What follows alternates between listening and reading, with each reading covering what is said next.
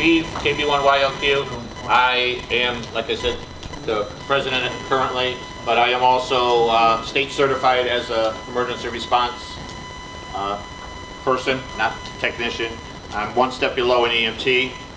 I've been that since 1993. I'm also AHA and American Red Cross certified. I teach AED, first aid, so forth and so on to people in the Postal Service and outside. I just attended, and I'm an instructor in Stop the Bleed, the new thing that they want everybody who knows CPR to learn how to apply a tourniquet. I attended that, and I'm also an instructor in that, and I instructed, or I taught, and gave certificates to all people on my team in the buildings for how to apply a tourniquet, because 20% of people can be saved who have bleeding, life-threatening, that by applying a tourniquet you can save people. So, and with everything going on, where tourniquets are coming totally around from what they used to be. They used to be taboo.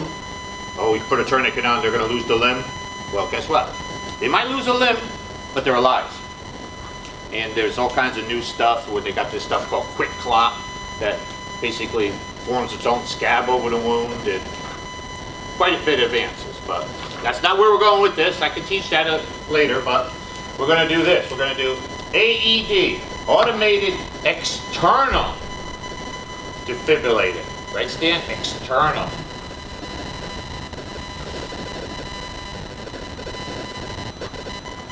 The agenda is going to be an AED, and then we're going to do a question and answers. Okay. The first commercial available AEDs were a monophasic type, which gave a high energy shock up to 360 to 400 joules. A joule, if you read down there real tight in the bottom, is a joule can be defined as the work required to move an electrical charge of one coulomb through an electrical potential difference of 1 volt or 1 coulomb volt. Coulomb. Yeah. It's a watt second. Yeah, okay, what he said. Because Fred's my MIT, so he's my smart guy. The work required to produce 1 watt of power for 1 second is a watt second compared to a kilowatt hour. The relationship can be used to define the watt. But back up there, this caused increased cardiac injury and in some cases 2nd and 3rd degree burns about the shock pad, the pad sites. Newer AEDs, manufactured after late 2003, have tended to utilize biphasic angular rhythms, which give 2 sequential low energy shocks, 120 to 200 joules, with each shock moving in an opposite polarity between the pads. As you can see from the picture, it goes through the heart and then it's on back. No, that's the biggest it goes. This lower energy waveform has proven more effective in clinical tests, as well as offering a reduced rate of complications and reduced recovery time. If you want, I'll give you my slides, if you wish. Sudden cardiac arrest, or SCA, can strike anyone, anytime, anywhere. Whether you're in an airplane, in a crowded street, or standing, gabbing on your phone. An electrical event stimulates a mechanical event, resulting in coordinated heart pumping and regular pulse. That's normal heartbeat. Sudden, that's how it's supposed to work. SCA, or sudden cardiac arrest, is uncontrolled, very fast heart rhythm, VFib, or some ventricular tachycardia. Tachycardias. Yeah, that's deep. Some people know a lot because they've actually been there, experience with this. Or been frightened by it. Ineffective heart pump, unconscious, no breathing, no pulse, death certain without defibrillation. The only way to put a heart back into its normal beat is to hit them with the pads, juice them. There is no other way. CPR, beating on the chest, it's not gonna do a gosh darn thing. I'm saying it nicely because I'm being taped. Also, just so that you know, you see on TV when you see a straight line, they hit them with the pads and the person comes back, that's a lie. Straight line, no no electrical activity, there's no coming back from a straight line. If there is no cardiac activity or electrical energy in the heart, you will not come back. It could be just a little wiggle, but you won't come back if there's a straight line. There is no way. Hospital anywhere, only on TV. The annual sudden cardiac arrest events in the United States as of, doesn't have what year, but this is pretty current. PowerPoint, and also I want to give credit to the American Red Cross, which I am also a member of, and I belong to the disaster assistance team for that too. They call me up on fires once a month. 600 patients per day, every 2 to 3 minutes. 75% are out of the hospital when they have a SCA.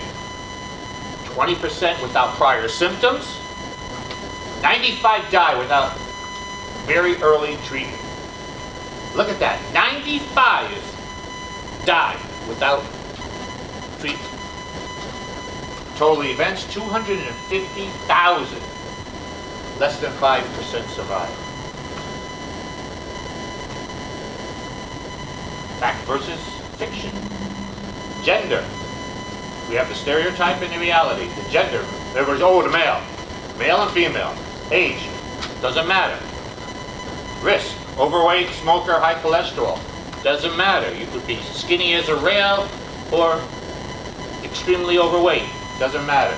You could be a smoker or no smoker. When it's gonna happen, it's gonna happen. Medical history, heart attack. Often there's no cardiac history. You don't know about it until it happens. And there's the symptoms, chest pain, dizziness, often no symptoms. Some people don't even know it. Next thing you know, they're having an event. What is defibrillation? Defibrillation is electrical shock to the heart. It stops uncoordinated rhythm. That's the main point, uncoordinated. If it's not coordinated, that's just like the CSA with our repeaters. If it's not coordinated, it's not doing what it's supposed to. It allows the return of regular rhythm and pulse. Only definitive treatment for ventricular fibrillation. Can Yes, you sir. explain the difference between a defibrillator and a pacemaker? A defibrillator will shock the heart back into rhythm. A pacemaker basically replaces the heart. The signal says pumping, right? You know, the pacemaker is the pump. And to expand upon that, which I was going to go into later, if they have a pacemaker, should I put the AED on them? If they need the pace, if they go down, pacemaker ain't working. Hit them. Hit them with the machine. Because you need to bring them back into life. The case for early defibrillation, chances of survival is reduced from 7% to 10% every minute. Look at that. I actually have a laser here, good. In the first minute, chance of survival 90%. Look how that goes. Look at that. 5 minutes, look where we are. 50% chance after 5 minutes of surviving one. 7 minutes, approximately 27%. Look at that. 10% after 9 minutes. Those aren't good odds. What happens when you call 911? Best case scenario, identify emergency, activate emergency response plan, team, whatever. Hello? My husband just went down, I need an ambulance. 30 seconds. 911 call, 1 minute. Alert ambulance and rescue squads, dispatch, 30 seconds. Respond to the units. Another 30 seconds travel time to location, 5 minutes, give or take. Unload equipment, dispatch the patient, 2 minutes. Assess the patient, apply defibrillation, deliver the shock, 1.1 minutes. This was as of 1987. But look, So your point there is by the time they get to your 10-minute mark, yes? Yeah. I just agree. well there, you got 5, 6, 7, 8 minutes right there. 9. You know, you're close to the like Terry was saying. You're close to the 7%, less than 7% survival rate. There, 10.6 seconds. I mean, minutes. This is a defibrillator, small and lightweight, ready when needed, safe, effective, and easy to use. Designed for the infrequent lay rescuer, expands life-saving opportunities. I don't have this one in my arsenal here. I have one similar to such, but what they're also trying to do is they're trying to put AEDs everywhere. If you go to the mall, you'll find an AED on the wall. If you go to the ShopRites, they actually had a save at the ShopRite where somebody went down, they pulled the AED off the wall at ShopRite, grade A, and they put it on there and the person was saved. Which one? Oh, Noah, I was thinking of Wyoming, I know that. see that? I think alive today because of it. They're in airports, and once you're certified, and you're not getting certified today, but if you were certified in AED, you could use an AED anywhere in the country. For how many years? Yes, ma'am. How many years? Huh? When she gets certified, what did it for? Lifetime. You did? Yes. What if the victim has a pulse and I can't feel it? Is there any legal liability? Can I hurt somebody? Oh, that's the question. Jeez. You cannot make things worse. The heart start AEDs, which are these, and the most popular, are designed to shock only when needed. In other words, if I took I didn't bring my real AED, but if I took my real AED, hooked it up to John Sabini, WB1GRB, It would trigger. I could press that button all I want. It ain't gonna deliver a shock. Even if he was down and I thought he needed it because I couldn't tell, no pulse, no breathing, if it detected something, it won't allow me to shock. Or if it detects a rhythm that it cannot shock, because it can only shock, they don't do everything. The ones in the hospital do everything, but this thing, they can't do everything. It won't shock, and it'll tell you. The Good Samaritan laws will protect you against any kind of, as long as you follow the standard of care. And just so you know, there's I forget, like 20,000, I don't know how much, there's a whole bunch of money sitting in the Good Samaritan law, and it's never been used. It's never had to save That anybody. applies to people that use it and are not certified as well. What do you mean? Yes. Well, if no one has been certified, somebody goes down and somebody takes it off and tries to. Well, they have to know of just a few little odds. They have to know like 3 little things. Okay, but is it? That will not end to this day, and Yes. you won't be certified. You won't be certified, but you know what? When I walk If out- I went down and you weren't certified, but you remembered, hey, that crazy guy with the long hair taught me how to do this. Let's see, because if you do it, you're not certified, you could be sued. But if you save somebody's life. Oh, Hey, you won't be sued. Don't You can't kill him. It says right there, can't make things worse, don't because he's gonna die the, anyway. don't the current ones now, when you put the pads on, they will tell you whether to shock or not. They'll tell you to get away from them. Yeah, they talk to you. They talk to you. It's just like Alexa at home. Just like Alexa at home. Yeah, no, let me tell you what Laura told me. And I told her, subject tonight. She goes, oh, it's interesting, you should do that, because back in January, we were all trained on mass in the nurse's office. And the thing is certification isn't necessarily the objective of all training. As much as it is to let people know the devices are there in a pinch if you absolutely have to. It's almost self-guiding at this point. At least that's the way it was explained to her. And she may eventually go back for certification. Yeah. What happens if I reverse the pads? Can I defibrillate on water, ice, snow, and metal? And then, Yeah. In therapy, not affected by pad reversal. They're not, the pads don't have a polarity. So if you take the right pad and put it on the left, it's high right, low left. If you reverse it, it doesn't matter. And it's okay to defibrillate on water surfaces and metal. Of course, there's safety concerns because you are, running quite a bit of electrical current through a body. But the safety is more concerned with you rather Correct. than the patient. See, he knows too much. But that's correct, because what has happened is they're out, they got a patient, the ambulance is there, they hook it up, somebody's over there not paying attention, they think everybody's clear, they shock, EMT gets hit. Because it goes through the person, hits the EMT also. That EMT now suffers cardiac issues the rest of his life.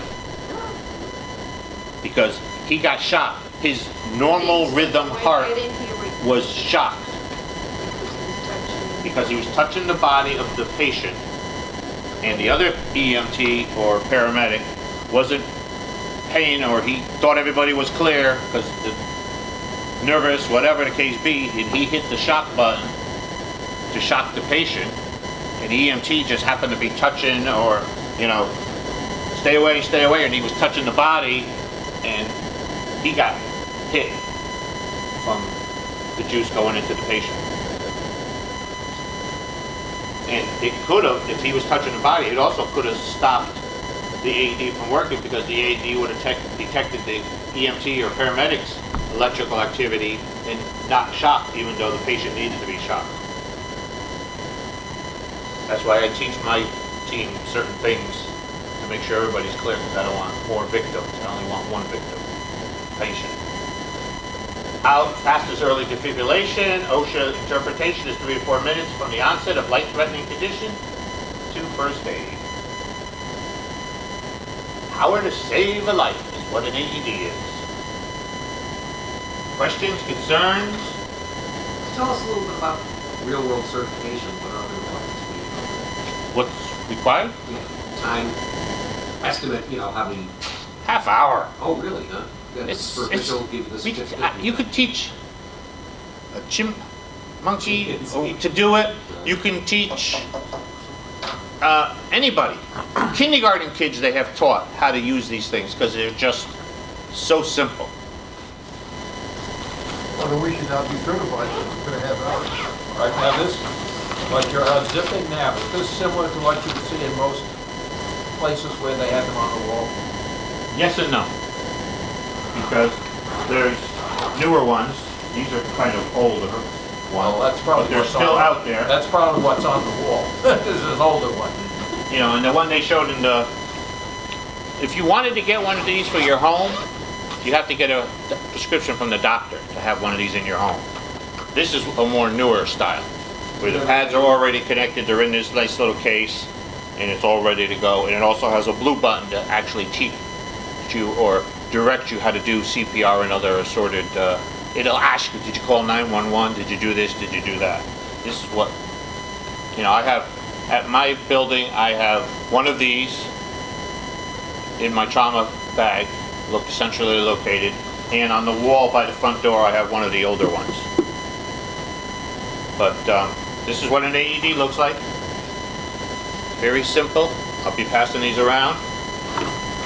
These are all training pads, but I do have real pads I'll show you. Just like real pads, they have a plug. And of course, in my kit's a razor, because you got to do a quick little, get the hair so the pad sticks, because if it doesn't, there'll be a little fire there, and then you have to reapply the pads. And then, Are they pads adhesive? yes, I include scissors, what were they called? The Ronco scissors that cut through a penny? Remember those commercials? Some of us are real old. Stan? I remember them. But, you cut right up the center, cut the shirt, blouse, whatever, cut the bra right down the middle, put the pads on, and go for it. I also this one's used mostly with my training, washcloth to wipe down it, because you don't want any moisture. You want to try to wipe down any moisture that may be there before you apply the pads for the best And what conductivity. you're showing is what's standard in almost every kit, in all kits. Yeah, The razor, the scissors, yeah, yes, and the pads. yeah, definitely the pads. And like I said, with this one here, the newer one, the pads are in this little pouch. You just open up, and the pads are right here. Is it like a vacuum you peel from them, or you just, No, you just peel them right off. Okay, now that one looks like it's already plugged in, whereas the Yes, other ones are... the newer ones are, and the case is designed with contacts inside the case. You can open it when it comes around, you can open it, you'll see that there's contact, because if it's not closed, the machine knows it starts giving you an error. They also have a little window here, hourglass, that goes blinky to let you know the machine is active and it's still good, or if it shows the X, it means that it needs something. It also chirps when it needs attention. It also has a self-test, which tests all the buttons and the screens and all this other fun stuff. Now it has a battery in it, I assume. Yes, Oh, and the how battery is long- good for 5 years, and then you recycle it and put a new one in. So stupid Pads que- also expire. So stupid question, and that just sits there on you. You're not charging it with a trickle charger forever. Nope, So they just replace it. it just sits right there, and then you got the battery right here, pop it right out. And do you have any idea how much the monitor unit is going to cost in cash? I mean, I know on insurance you pay passive, so you would. $1,000 or more. Batteries are expensive, but as we know, the batteries are accessories. Even the pads, I used to know, I just replaced them, but, you know, as we know. Printers are cheap, but the ink for the printers cost us